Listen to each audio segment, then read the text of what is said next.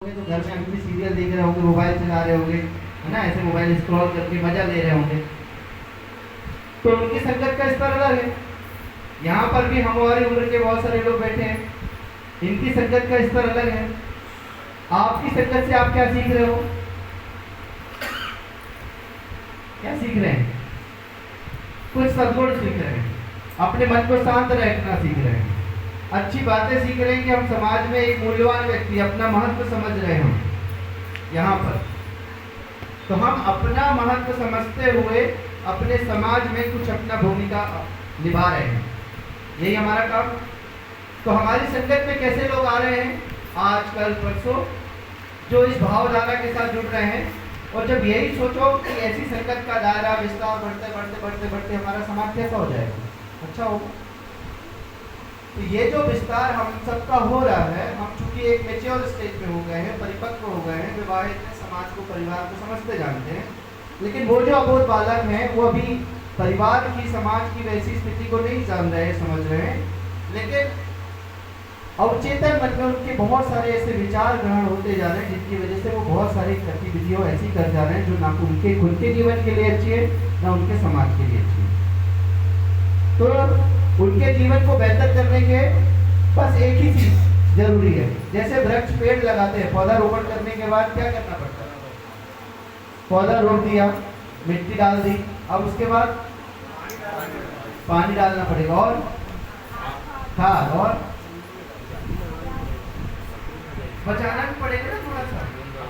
अपन उसके अंदर यदि ट्री गार्ड नहीं लगाएंगे तो कोई गाय आएगी वो खा जाएगी, कोई जानवर आके खा जाएगा उसको प्रोटेक्शन भी देना है, बचाव भी करना है, कीड़े ना लग जाए तो उसके लिए उसमें फर्टिलाइजर डालना है, ठीक है।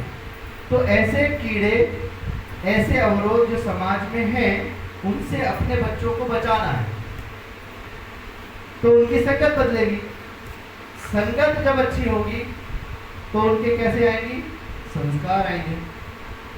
संगत अच्छी होगी तो संस्कार आएंगे।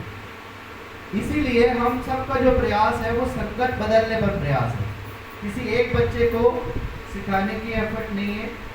उन सभी बच्चों को इकट्ठा बुला के उनको ऐसी मस्ती कराओ, ऐसा खेल खिलाओ, ऐसा आनंद दिलाओ कि वो दिन भर गुनगुनाते रहे, तो गायत्री मंत्र गुनगुनाए। इतना आनंद आना चाहिए, मजा आना चाहिए। जब तक मजा नहीं आएगा तब तक आप नहीं आओगे। जैसे यहाँ पर आज हम लोग कितने सारे लोग आए, यदि मैं आपको 3 घंटे बोर कर दूं बढ़िया आराम से, खूब बड़े बड़े लंबे लंबे ज्ञान वाली बातें पुराणों में पुराने में सब कैसे सुना दूं, 3 घंटे आप बोर हो गए।